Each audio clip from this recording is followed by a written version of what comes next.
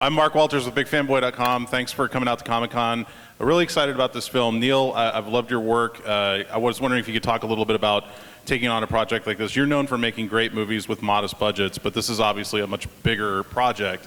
I was wondering if you could talk about maybe some of the pluses and minuses of working on something that is a grander scale, and then if you guys want to talk about what Neil brought to this project that made it special in your own minds. So now I'm making a modest movie with a great budget, right? That's what I liked about it was Veronica's book, obviously, and obviously for director, what's wonderful is try to create a new world, a world that's set in the future and create all that visually. But really, what I liked was that what was at the heart of it was the human element of this young woman's journey, which I felt like, yes, it's based on a young adult story, but I felt like it was a universal story about, where do I belong? Who am I? Who am I loyal to? Am I loyal to my family? Am I loyal to myself? What am I really willing to go out on a limb for? And I liked all those ideas, and I thought that they were in her book and really tightly tied to the action about what happens. And then I felt like it expanded out to something much larger, which was, how do you keep a society together? At the beginning it seems like they figured it out. They've got this 5-faction system, which is kind of a cool idea, and they seem to be living in peace and harmony because of it, and then it all starts to fall apart. And I liked how the character of Triss, how she goes all through that. So, and I like the fear landscapes. I thought they're really, really cool. So. Shailene, Rama from Round Screen. I just want to ask, I love your shows, love your movies, but can you talk a little bit about being the lead role or lead star of such a big scale project, and also how's it like working with Miles again? Working with Miles again? Yeah. That was awesome. Miles is great. Green screen acting is by far way more difficult than human interaction. So that was a big sort of learning lesson on this movie. It was really fun. I've never done a movie of this scale before with themes this big in a world that's completely different or somewhat different than the world we live in today. And so a lot of it was challenging for me, I found, because I had to sort of erase my preconceived notions of what I was used to acting in movies, which is generally reacting off of somebody else, and sort of create a new world and adapt my style of artistry to the style that this movie sort of lent to, which was really exciting. And Veronica originally created such an amazing world, and then Neil visually brought it to fruition in a way that I could have never imagined it. And so it was really, we're so lucky to sort of be pieces in the puzzle of this new dystopian future. Shailene, on your left. I imagine in the life of a young actor, all of these sort of big franchise properties may come your way. Your agents may send you out for all of them. Had you gone out for any of the other big young adult literary franchises, and what made Divergent the one you wanted? And have you talked to any of your colleagues who've also headlined these sort of big franchises? I did audition for Hunger Games back in the day, and Jen Lawrence actually helped me with Divergent because I still have yet to meet her, but I asked her sort of about her experience with Hunger Games and how her life has changed and sort of going from small independent movies to something as big as Hunger Games. And she gave me really beautiful advice, just sort of saying how much she appreciated it and how much it's changed her life for the positive, or in a positive ways, and she really kind of helped me on this journey initially. I went for Star Wars, the new ones, as Chewbacca's son. It's an integral role, so cross fingers. This question is partly for Veronica, and in your novel you're talking about values like bravery, honesty, being intelligence and stuff like that, and how does that come from your own faith and philosophy, and how do you bring that to life visually? Because it could be something that could be kind of stale in a movie. It's build big ideas like that. Yeah, I've always thought of Divergent as a kind of indictment of myself because the virtues are selected based on how I would form my personal utopia. If I were arranging a utopia, it would be a world in which everyone holds themselves accountable and is responsible for their actions, and these are the virtues I would choose. And then the process of writing the book was one of seeing that I would just be like a terrible god of the universe. Just don't do it. Don't give me that responsibility.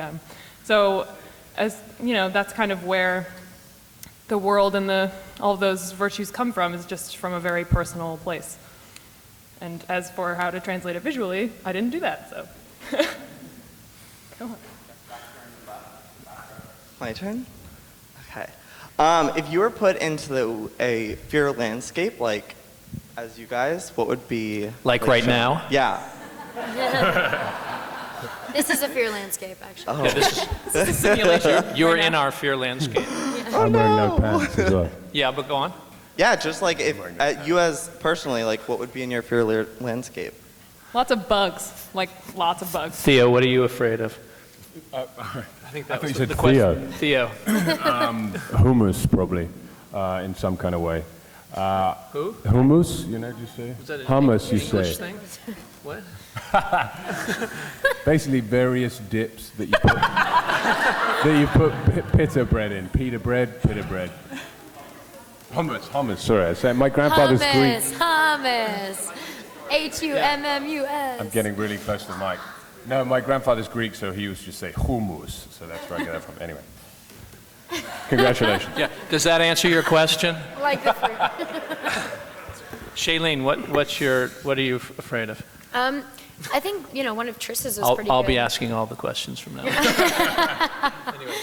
She got pecked by crows. That's pretty terrifying. Yeah. I would not like that at all. My mom picked the crows. Did you know that? Did she? I said, spiders or crows? And she said, crows. And Yeah. That's how it happened. I think that's worse than spiders in Oh, a yeah. way. That's awful. Way Ugh. creepier. Yeah. Yeah, no, I'm not into that idea. Hi, this is for Shailene. In the last panel, they talked about how you'll be giving up a lot of your privacy for the role, and you've addressed it here as well. And there'll be positives, but there's also be negatives being such a high-profile project. What do you think will make it worth it about this role? I mean, I think that the whole anonymity thing is a very interesting concept. But I think that if you lead the life that you want to live and you are the person that you want to be, then there's really not a lot to be afraid of, or there's really not a lot of negatives, because I think you can create a life outside of yourself that sort of this industry is able to infiltrate, but then you create a life inside of yourself that nobody really has access to. And so I'm just excited for it. I'm excited for the future. I know, Theo, you're very afraid. You're so fearful of what's to come. I'm extremely scared, yeah. Every Yeah. day I wake up very scared. No, I think, you have to, doing a big, it's definitely a question you have to really contemplate, and you have to be sure you're going to do it. But, if you're entering something that already has a fan base and has people invested in it, and it has books that obviously Veronica wrote, and they're great pieces of work, I think as long as you put your everything into it and try and make a movie that you are proud of, then the rest hopefully will come with it, and people will be as proud of it as we are proud of it, because we finished literally, 2 days ago, so we're kind of very fresh off it, and we feel very proud of it and very excited for people to see in Hall H this piece of footage which Neil and the guys have put together, because, I was saying to Shay before, when you're doing a movie, you know what you've done and you know what your colleagues have done, and you've seen bits and bobs, but really until you see something cut is when it's really gratifying, and you say, oh, okay, now I see it in the context of the world, and you can see that it's going to be a really strong piece of work. Well done. Yeah, what? Hi, my question is for the book before, over here. Oh no, where are you? Right here. Oh, hi. Did you read the book before you started shooting, and what inspiration were you able to take for your character from the novel, or did you stick strictly to the script? I read the book. Yeah, I definitely read the book before. I read the book before there was a script that I read. And luckily for me, it was written from Trish's point of view. So Veronica kind of did a lot of the work for me. Totally different work. Totally different. Before scenes, I would go back to the book and sort of see what Veronica had put in there in Trish's mind and the mindset behind each scene. And that really helped me a lot get into the emotional stature of where Trish was in that particular place. Hi, this question is for Veronica. I was here a few years ago when you first were here with your book, when it was sold and bought and you knew it was going to be a film. How is it to be back here now with the film?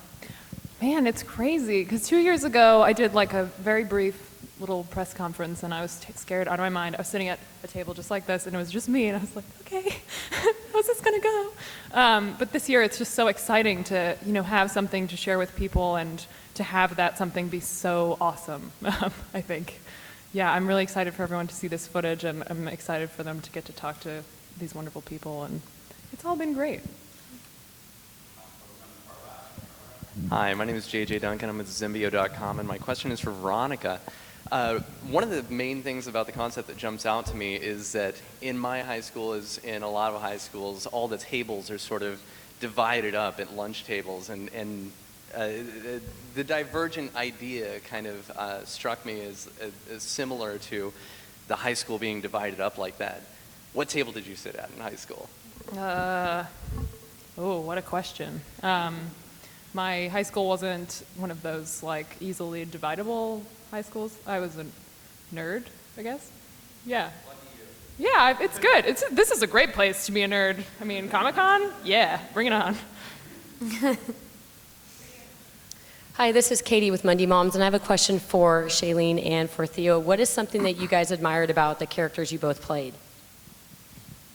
I had an affinity with the character from the very first time I read anything on it because I liked, he was different to me because he had a very grounded, quiet sense of masculinity, which I don't think you see much these days, and it's kind of reminiscent of those, in my mind, his character, those old movie stars. I said to Neil, the kind of Paul Newmans, this strong sense of masculinity, but without having to show it, and with being watchful and intelligent, but also encompassing all those traits of someone with strength and a kind of common sense of, a strong sense of being. That was for me. I really admire Triss's sense of selflessness. I know that she sort of grew up with that, and it was engraved into her at a very young age, but I think that that is a trait that we could use a lot more of in the world today, and I think that coupled with the bravery that she's sort of forced to call upon makes for a really profound, complex human, and I really found her admirable in that way. Hi, Sarah Kizak with the McGuffin podcast. My question is for Theo. Obviously, not many people have probably heard about you prior to getting this. You were the foreigner flirt from Downton who made a tragic end. What's Downton? So what was it like coming into this with, really you weren't on anyone, at least fan-wise, radar for this character? Wow, interesting question. It was good, actually, for me, because I came in late doors. They had been looking for a long time to kind of fulfill that spot, and they hadn't found anyone. And as soon as I kind of came in and I met Neil and I met Shay, it was a very natural fit, and it happened very quickly. And that is gratifying because I kind of knew that they had invested in me and found something that they'd been looking for a long time, which is a good place to be in because you feel safe and you feel gratified and wanted. And he's a tough character to find, I think, because he is young, but he's an old soul and he has a lot of complexity. So it was good. Hi, I'm Romancia from TV After Dark. This question is for Neil Berger. Like, how true, as a fan of the books, how true to the books is a movie to the book? I think it's going to be very true to the book, actually. Obviously, a movie is a different beast than a book, and it's Are there like going to be a few surprises for fans? What's that? Are there going to be a few surprises for fans? I think so. I think 4 is only in 2 scenes. Yeah. I play a small chihuahua. 4 because I have 4 feet. No, but I think that was the great challenge of making this movie was to try to fit as much of the book into it because there's so many characters in the book that are, that have their function in the book and that are kind of beloved and so many great set pieces and too many really to fit into a movie, but we really worked hard to to squeeze them all in and to kind of come up with an idea for a movie that was, even more fast-paced than usual and more kind of denser than usual with so many, there's 3 villains and there's, she's got a whole set of, friends, and there's her relationship with her parents and her relationship with Janine Matthews and with, it's real, there's a lot going on in the book, and there's going to be a lot going on in the movie, and that was the real, so it's very faithful to it. Obviously, certain things are kind of smoothed out or combined to make them, so there's sort of one kind of essential dramatic journey in the movie, whereas there might have been more kind of turns in the book, but it's pretty faithful. Thank you. Which is exciting. Quick question for Theo James. I'm a big fan, actually, of your singing. So I know you have a band. Are you going to be doing any of that lately? I thought you were about to ask me to sing. I was like, I was, will. but No. in reference to Divergent. Do you do that in Divergent? Okay, thank you. Yes, no, that is part of my, yes, I do, on the side, I like to do that. That is kind of something I've done since I was very young, and I did music at college, and that's part of my thing. So yeah, and it's a good way to kind of purge yourself of one kind of work sphere and dive into something else. It's an a cappella group, right? Yeah, a cappella hip hop, Euro house beats. I just dance naked in red hot pants, but it's kind of. Guys, only have time for 2 more questions. I think people already put their hands up. You're ruining this panel. Okay, so this is for Veronica. Sorry, what? I'm Kyle from Hypable, and I was just curious, when you were writing the book and you were like taking part of this whole process, is there any particular scene in the movie that was so familiar to the book in the way that you imagined it? Like, is there something special that you just loved that they did with the movie? The scene that felt the most familiar was the Ferris wheel scene, because it was the Ferris wheel that is in Chicago that I wrote about. That Ferris wheel, they were climbing that Ferris wheel on the ladder that I researched to make sure it was there. And it was like, oh, this is exactly right. I mean, a lot of it felt very, very familiar because, as Emil said, I mean, it's very faithful. I was trying to think of pivotal scenes that had been cut the other day, and I was like, I don't really think I can remember any. So, yeah. Joel Amos from Movie Fanatic. My question is for Shailene and Theo. Now that you've just finished filming, literally just the other day, and it may be hard to choose, but was there a best day on set, and what was it? My favorite day was the Ferris. Well, there was a lot of good days, man, to be honest. But the Ferris wheel day was pretty special. It was a night shoot, and we climbed this Ferris wheel for probably 12 hours, 13 hours, 12 hours straight. Yeah. From in the middle of the night. In the middle of the night, and it was also it was the full moon, and it was the first super moon of the year, which I'm such a geek over. And it was about 38 degrees out as well. It was so beautiful, and we got to watch the moon go across. It was just a magical moment in life. And how often do you get to climb a Ferris wheel? You never do. So that was probably one of my favorite moments of life. Wow, that's awesome. It was very special. Yeah. I'd say mine was the kind of climatic scene of the movie is when Four has been put under this serum and he's not himself, and Tris, she comes to basically, she comes to save the day, and then there's a fight scene between them, and then she essentially wakes him up through love. It sounds kind of, but it was a very powerful scene, and we were both sweating, and I had my hands round Tris. I'm getting confused. They're so similar around her neck, and there's this moment where we just connect, and it felt very real, and it's also a great way of adding emotionality to a big action set piece, and I think it's going to be a really beautiful part of the movie. I agree. All right.